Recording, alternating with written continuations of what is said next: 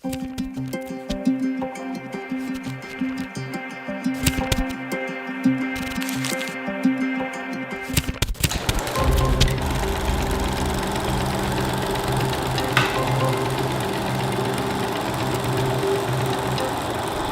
partir del Cordobazo, en mayo del 69, se va a radicalizar la situación política en la Argentina y se va a abrir una etapa revolucionaria. Se van a suceder distintos levantamientos en distintas localidades y ciudades del interior del país. Va a aparecer el segundo Rosariazo, el Tucumanazo, el Viborazo, que es el segundo Cordobazo, el Mendozazo, el Choconazo en la ciudad de Neuquén. También se van a multiplicar los sindicatos combativos, las organizaciones antiburocráticas y también el clasismo. Bajo la influencia de la Revolución Cubana y la radicalización, sobre todo de gran parte de la juventud, surgirán y crecerán las organizaciones guerrilleras. Sus máximos exponentes fueron Montoneros, la FARC, las Fuerzas Armadas Revolucionarias, y el ERP, el Ejército Revolucionario del Pueblo. Es este conjunto de fenómenos los que terminarán de convencer a las clases dominantes de la necesidad de buscar otra vía para contener la insurgencia obrera que ya no podía ser contenida por la dictadura militar que había sido herida de muerte con el Cordobazo.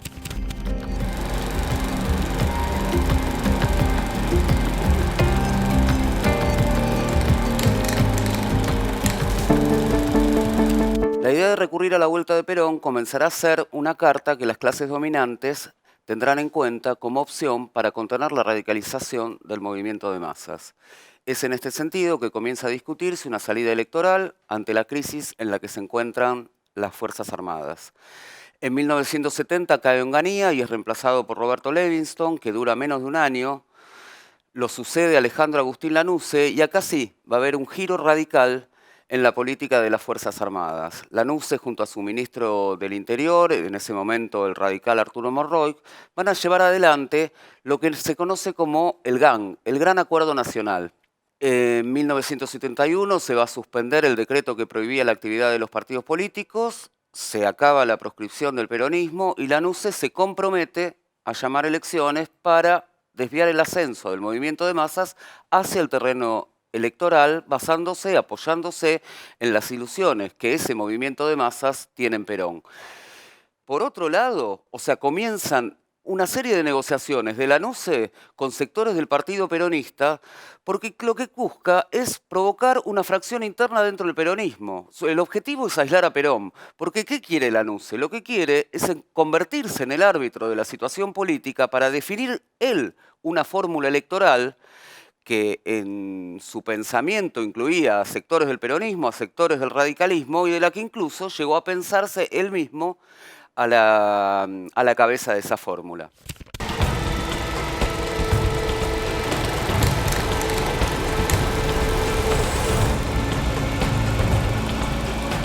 Al mismo tiempo que se dan estas negociaciones, el gobierno, la dictadura de Lanusse, va a mantener su política represiva y va a golpear duramente a los sectores de vanguardia. El 22 de agosto de 1972 va a perpetrar un crimen político en masa contra dirigentes y militantes guerrilleros. Estos militantes y dirigentes guerrilleros habían logrado escapar del penal de Rawson. Un sector logra salir a Chile y otro sector no puede hacerlo y ahí son capturados por las Fuerzas Armadas y posteriormente fusilados. Es lo que se conoce como la masacre de Trelew. Antes de esto se había producido otro hecho muy importante, esta vez a nivel de la clase obrera. Le habían dado un golpe enorme al Citrac-Citram. Son directamente las Fuerzas Armadas las que ocupan la fábrica de Fiat Córdoba.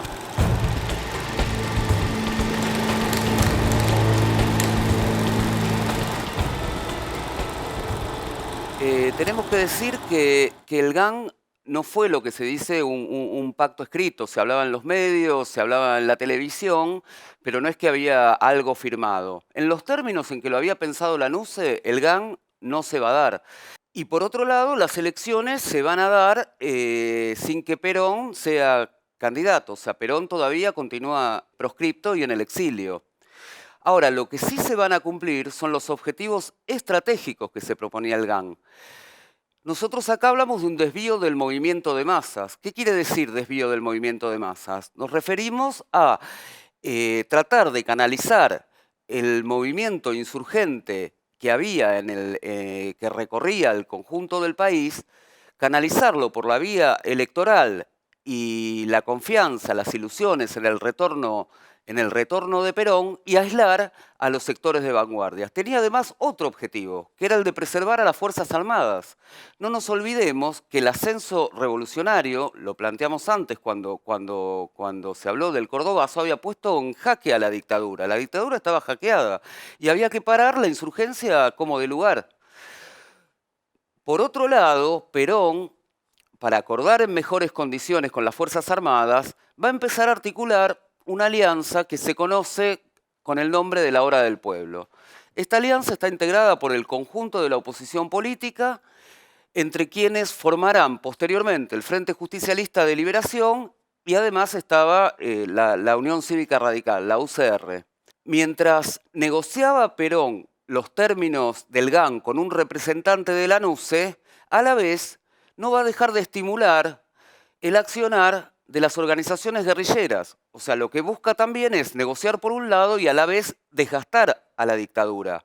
Es el momento en que Perón llamaba a los montoneros las formaciones especiales del peronismo. La clave del GAN estuvo dada por las ilusiones y las expectativas de las masas puestas en la vuelta de Perón. El régimen se jugaba a negociar con el peronismo, incluso con la vuelta del propio Perón, como una forma de que la clase obrera, que veía que sus conquistas podían conseguirse por medio de la acción directa, considerara una vía pacífica para recuperar el terreno perdido con el golpe del 55.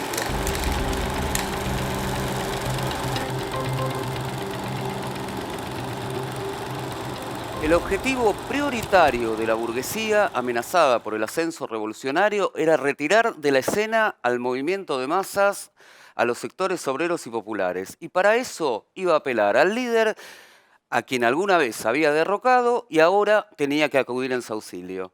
El dirigente de la CGT, José Ignacio Rucci, lo va a explicar muy bien al señalar que Perón se fue del país para evitar un baño de sangre y fíjense cómo se escribe la historia. Tiene que volver al país para evitarle un baño de sangre. Las clases dominantes se ven en la necesidad de traer a Perón de regreso, conscientes de que era el único que podía contener el movimiento de masas que había tomado una dinámica ascendente de radicalización desde el Cordobazo. La primavera camporista. La NUCE va a hacer una serie de maniobras para que Perón no pueda ser, en principio, candidato. Por eso, le contesta a Perón que también va a hacer un rodeo político antes de su regreso definitivo y va a elegir a su delegado personal, en ese momento el médico Héctor Cámpora, como candidato a presidente. La fórmula va a ser Cámpora, Solano Lima, un representante del Partido Conservador Popular. La fórmula se va a imponer en las elecciones que se dan el 11 de marzo de 1973 y va a ganar con el 49,5% de los votos.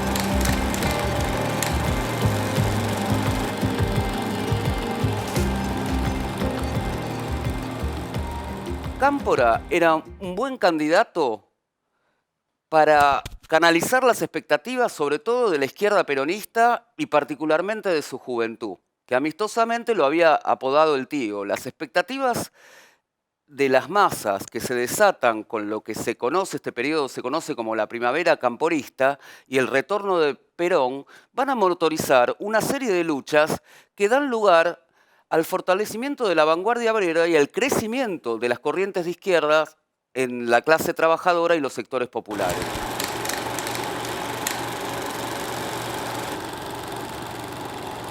El 25 de mayo, en la ceremonia de asunción en el Congreso, van a participar los presidentes de Chile, Salvador Allende, y también va a estar el presidente de Cuba, Osvaldo Dorticós, y se proclaman las relaciones, el restablecimiento de las relaciones amistosas con la isla. Ese día en la Casa Rosada no hay un solo policía. El presidente tiene una guardia personal conformada por las organizaciones guerrilleras, por los montoneros, que también son los encargados de cuidar la Casa Rosada. De hecho, las Fuerzas Armadas se tienen que ir en helicóptero. Y en las afueras va a haber una enorme multitud que va a copar Plaza de Mayo, que va a estar en el Congreso, y de esa multitud se desprenden miles que van a ir hacia la cárcel de Devoto a liberar a los presos políticos. Recordemos que la liberación de los presos políticos había sido una de las promesas de Cámpora, pero estos sectores no estaban dispuestos a esperar que la burocracia estatal resuelva este problema, que era crucial para los sectores avanzados, y directamente van hasta Devoto en lo que se conoce como el Devotazo. Fue esta presión la que obligó a Cámpora a proclamar el indulto una vez que la liberación de los presos ya estaba consumada.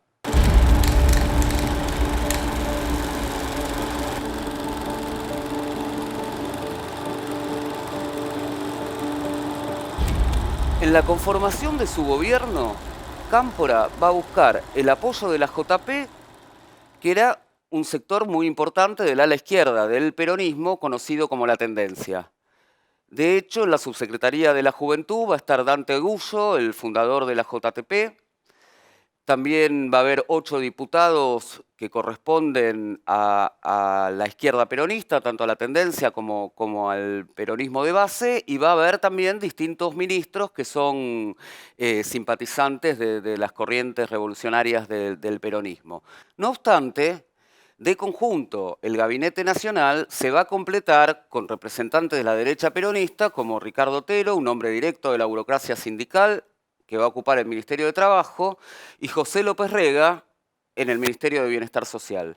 La cartera de Economía va a quedar a cargo de un representante de la burguesía nacional mercado internista, que formaba parte de la Confederación General Económica, la CGE.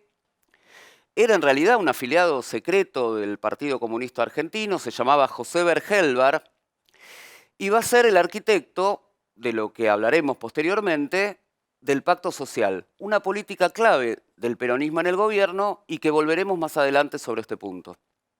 El gobierno de Cámpora va a durar 49 días y se conoce este periodo como la primavera camporista. Podemos decir que se trata de un gobierno de tipo frente populista. Decimos del tipo frente populista porque no son los sindicatos los que están en el gobierno, sino que tiene una relación el gobierno de Cámpora con la juventud radicalizada. Es en este periodo cuando, además del Devotazo, va a producirse una serie de tomas muy importantes. Y estas se van a dar en todos los sectores. Se va a tomar fábricas en la clase obrera, se van a tomar las universidades en el movimiento estudiantil, se van a tomar los medios de comunicación, toma la derecha y toma la izquierda. Yo en este caso me quiero referir fundamentalmente a las tomas de la clase obrera y quería dar 2 ejemplos de 2 tomas que me parecen emblemáticas. Una es la toma de Astilleros Astarza. Ante la terrible situación de insalubridad que se daba en los astilleros, donde a raíz de un accidente laboral va a morir un trabajador que es quemado vivo. Esto va a producir un proceso muy profundo de respuesta de la clase trabajadora del astillero. Se van a unificar los sindicatos que están en Astarza y a partir del cuerpo delegado se va a formar una comisión de seguridad e higiene que va a establecer un verdadero control obrero de lo que sucede en el establecimiento.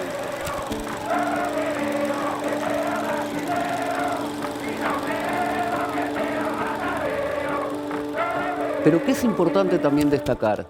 Ante lo sucedido con José María Alessio, ese es el nombre del compañero que se quema vivo, se va a volver a dar un fenómeno muy importante y que ya había sido característico durante el clasismo cordobés, que es la toma con rehenes.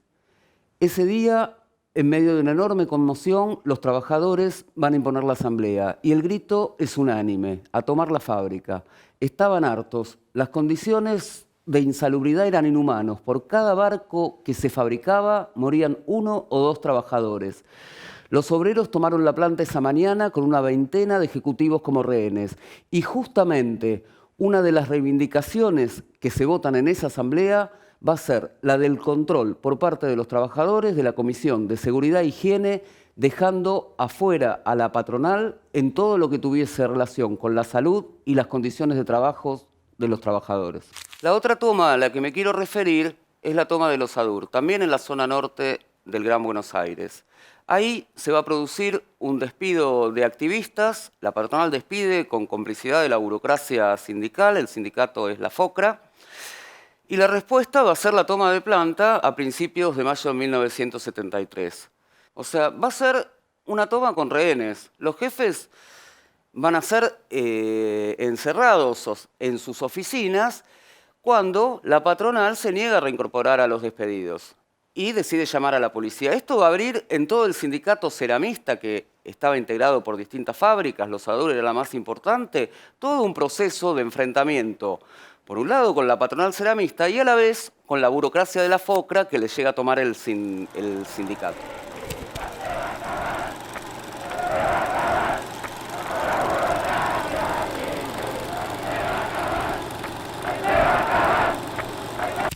El regreso de Perón. El 20 de junio de 1973, Perón llega a la Argentina luego de 18 años de proscripción y de exilio.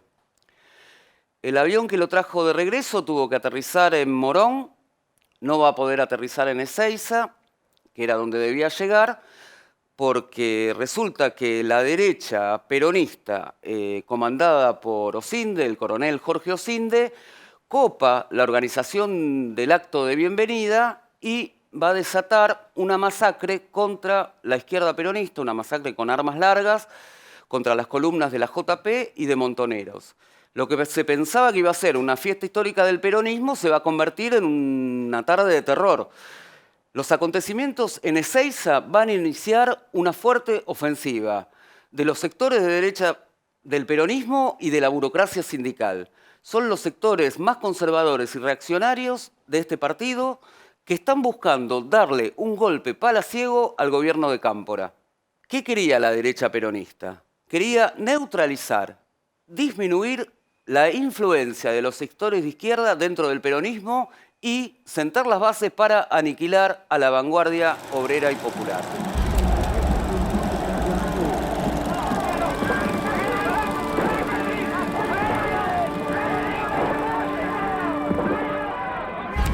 Al otro día de la masacre de Ezeiza, el 21 de junio, Perón va a hablar por cadena nacional y no va a repudiar los ataques de la derecha peronista y por el contrario va a señalar lo siguiente.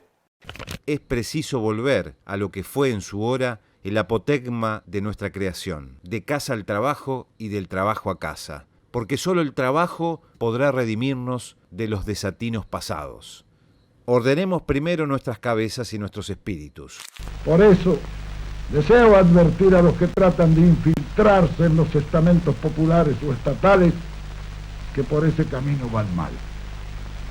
Así aconsejo a todos ellos tomar el único camino genuinamente nacional, cumplir con nuestro deber de argentinos sin dobleces ni designios inconfesables. El mensaje no solo buscaba dar una advertencia a los sectores del peronismo más radicalizados, sino que también le daba vía libre al accionar de los grupos fascistas para aniquilar a la vanguardia obrera y estudiantil. El 13 de julio de 1973 va a renunciar Cámpora y va a ser reemplazado provisionalmente por Lastiri. Lastiri es el yerno de López Rega, hasta octubre, que asume Perón tras vencer en una nueva elección en la que fue acompañado en la fórmula por su esposa María Estela Martínez de Perón. Perón va a obtener el 61,85% de los votos, un triunfo abrumador, y va a comenzar la tercera presidencia. Esta vez Perón está claramente decidido a gobernar, apoyándose en los sectores más reaccionarios del movimiento peronista, en un intento de terminar de una vez por todas con la etapa revolucionaria que había abierto el Cordobazo. A partir de entonces comienza a ser cada vez más crítico el juego de fuerzas al interior del peronismo. El pacto social. Palos para la vanguardia. En este periodo van a ser centrales dos políticas. Una hacia el movimiento de masas, que es el pacto social. Con el pacto social se buscaba alcanzar una suerte de paz social que pudiera restablecer mínimamente las condiciones de dominación para la burguesía. En junio de 1973, la CGT y la CGE firman este pacto junto con el gobierno que establecía un congelamiento de precios y también de sueldos, y se suspenden por 2 años las paritarias. A esto se agregaba que van a estar prohibida la realización de medidas de fuerza. Por otro lado, mientras esto era hacia el movimiento de masas, mientras se buscaba contener al movimiento de masas con el pacto social, hacia la vanguardia lo que van a venir son los palos. Recuerdo una nota de Avanzada Socialista del periódico del PCT que justamente se titulaba de esta manera, el pacto a palos. Se refería a la represión que va a desatar el propio gobierno de Perón, en común acuerdo con la burocracia sindical, a la vanguardia obrera que va a comenzar en ese periodo un proceso de resistencia con el pacto social, donde se van a dar verdaderas rebeliones antiburocráticas a nivel fabril. La represión a la vanguardia era la otra cara del pacto social, pero no solo le va a tocar a la vanguardia obrera. Lo que me refería anteriormente y que se conoció históricamente como la masacre de Ezeiza va a ser el preanuncio de lo que comenzaría a suceder bajo la tercera presidencia de Perón con la formación de la Alianza Anticomunista Argentina, con la aparición de la AAA, liderada por el ultraderechista López Rega, se va a desatar un ataque a sectores avanzados de la clase trabajadora, del movimiento estudiantil, de la cultura, de la izquierda peronista y del conjunto de la izquierda. No me voy a detener en este punto, ya que será una de las claves del próximo encuentro. Las principales corrientes del periodo. A continuación, queremos plantear algunos aspectos que son importantes respecto a la actuación de la izquierda en este periodo. Me voy a referir fundamentalmente al ERP y a Montoneros y también al PCT, el Partido Socialista de los Trabajadores. A la izquierda sindical, constituida fundamentalmente por el Sindicalismo de Liberación, liderado por Tosco, y al papel que jugaron en el periodo los sindicatos clasistas como Citrax y Tram, van a ser temas de otro video. Así que no me voy a detener particularmente en el rol de las organizaciones sindicales de izquierda. Una particularidad de la izquierda radicalizada en la Argentina es que incluye a organizaciones guerrilleras que se reivindicaban peronistas. Es el caso de Montoneros, que nace a la vida política en mayo de 1970 con el secuestro y ejecución posterior del general Aramburu, un general de la fusiladora. La repercusión de este acto va a sacudir la escena política nacional y va a llevar a que Montoneros se convierta en uno de los interlocutores de Perón que estaba en el exilio. Va a ser uno de sus interlocutores privilegiados. En 1973, Montoneros se va a funcionar con las Fuerzas Armadas Revolucionarias y con la victoria de Cámpora, a quien le hacen la campaña, Montoneros va a tener una gran influencia en sectores importantes, muy amplios de la vanguardia del movimiento de masas. Va a adquirir además una enorme capacidad de movilización. Montoneros es la guerrilla urbana más grande de América Latina. La organización se presentaba a sí mismo como una formación político-militar y se definía como el brazo armado del pueblo en la lucha por la liberación y el socialismo nacional. En esta línea, un sector de la vanguardia, creemos nosotros, asumió una orientación errada, que era la de sustituir la organización, la autodefensa de la clase trabajadora y los sectores populares por la propia actividad del ejército guerrilleros, mediante acciones que no eran consultadas con la vanguardia obrera. La estrategia de Montoneros va a estar basada en la radicalización del peronismo y que esa radicalización era el medio para luchar por el socialismo nacional. Tomando una parte del legado ideológico de John William Cook, los Montoneros van a sostener que la dinámica de las masas revolucionarias debía imprimirle su sello al movimiento peronista para confluir con el líder revolucionario. Su objetivo central era acceder a la conducción política del peronismo, que en vida de Perón y cuando Perón estaba en el exilio había hablado de un trasvasamiento generacional. Cuando llega Perón a la Argentina, que se va a apoyar en los sectores de la derecha peronista y posteriormente, de manera mucho más aguda, cuando muere, lo que se va a abrir directamente es una pelea abierta entre la izquierda peronista y los sectores de derecha del peronismo y la burocracia sindical. Desde su fundación hasta la masacre de Ezeiza, Montoneros tenía la visión de que el peronismo era un movimiento que había logrado subsistir tras la fusiladora y estaba representado por las luchas que se habían dado en lo que se conoció como la resistencia peronista, y donde Perón, que era supuestamente un líder revolucionario, iba a abrir el camino hacia la patria socialista. Sin embargo, Montoneros consideraba que el general tenía un entorno de arribistas y de burócratas que le impedían una relación directa con las masas. Esto es lo que se conoce como la famosa teoría del cerco. El problema no era Perón, sino el entorno. Tengamos en cuenta que luego de Seiza, como dijimos anteriormente, es Perón quien va a alinear a todo el peronismo contra la tendencia revolucionaria del peronismo.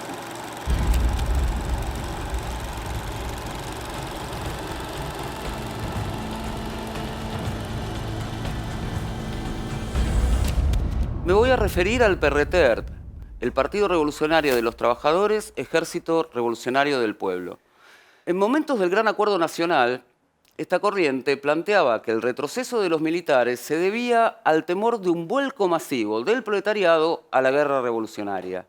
De esta manera, confundía las tendencias insurreccionales de las masas con la propia decisión de la guerrilla de llevar adelante la lucha militar. El ERP va a caracterizar de manera correcta al Gran Acuerdo Nacional desde el punto de vista que lo que se busca es contener al movimiento de masas por la vía electoral. Sin embargo, la política que asumen va a ser la de profundizar el militarismo.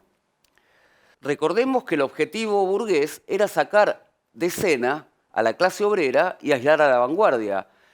Pero, frente a esta situación, lo que estaba planteado, siendo además el principal escollo para el desarrollo de la situación revolucionaria, la vuelta del mismo peronismo, era orientar para pelear la dirección de las masas, lo que era una tarea central. Esto es lo que no va a plantear el ERP.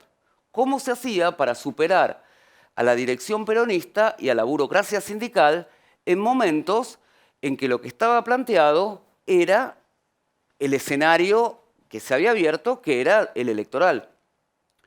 Toda la orientación del ERP se limitaba a organizar un ejército clandestino, lo que debilitaba a los sectores combativos y revolucionarios que se proponían organizar políticamente al movimiento obrero. Por lo tanto, el PRT, aunque denunciaba el Gran Acuerdo Nacional, no se enfrentaba al peronismo, que era la clave del gran desvío de la situación. Por otra parte, le restaba importancia a la política de organizar la autodefensa de la vanguardia obrera. Si bien el PRT planteaba la posibilidad de aprovechar los espacios legales y va a levantar la política de candidaturas obreras y va a hacer un llamado a Agustín Tosco a postularse como candidato a presidente en las elecciones de septiembre del 73, ante la negativa de el PRT va a tener una política abstencionista. Y de esta manera no terminará peleando por la independencia política de la clase obrera en el terreno electoral.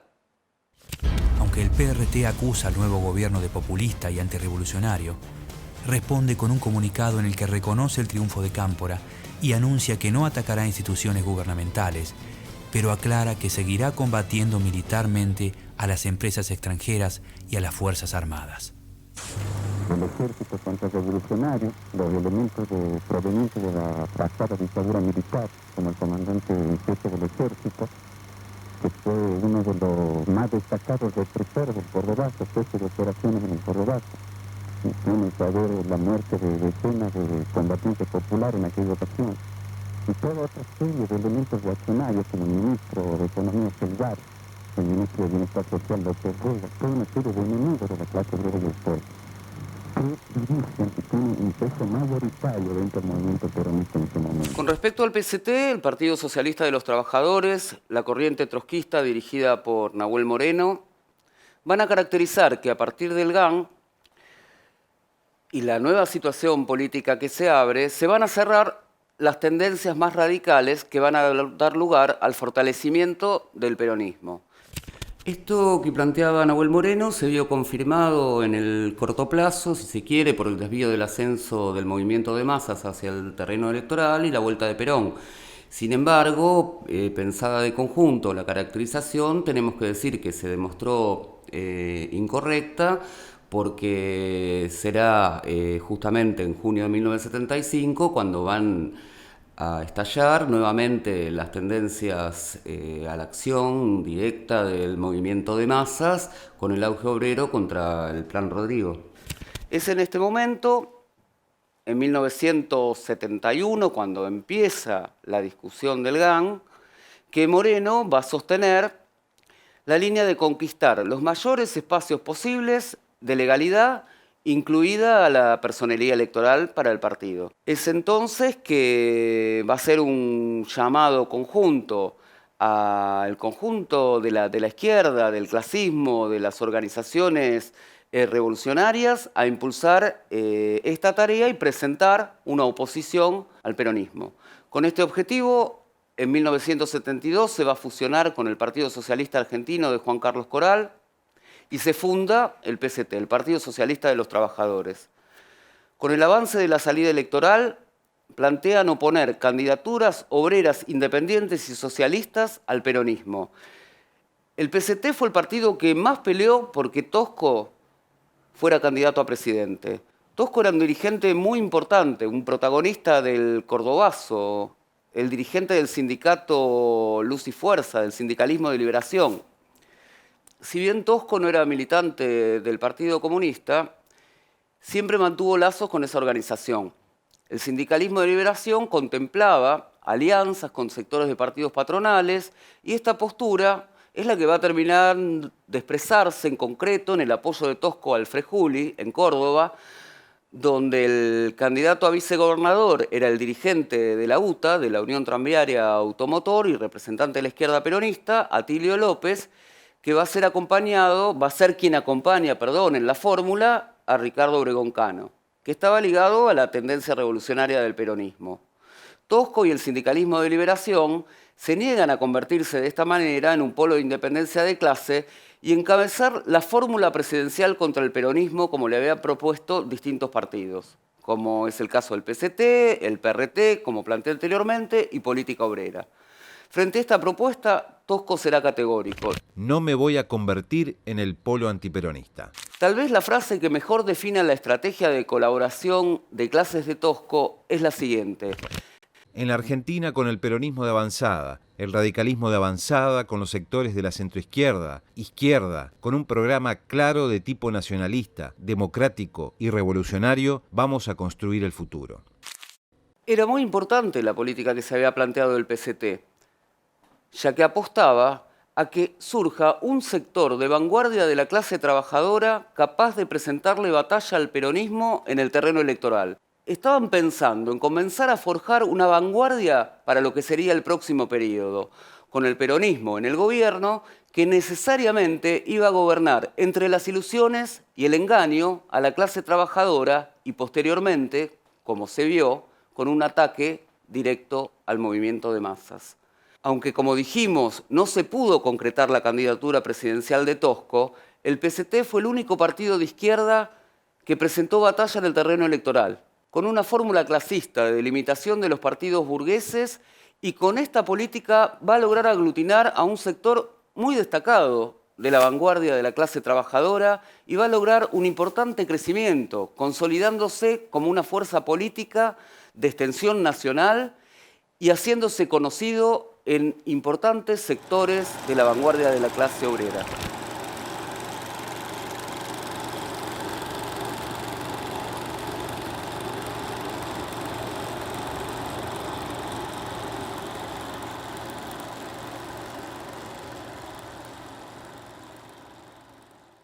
En próximos encuentros vamos a seguir discutiendo cuál fue la orientación del PCT y vamos a hacer un balance crítico del conjunto de la orientación de esta corriente en el periodo revolucionario de los 70.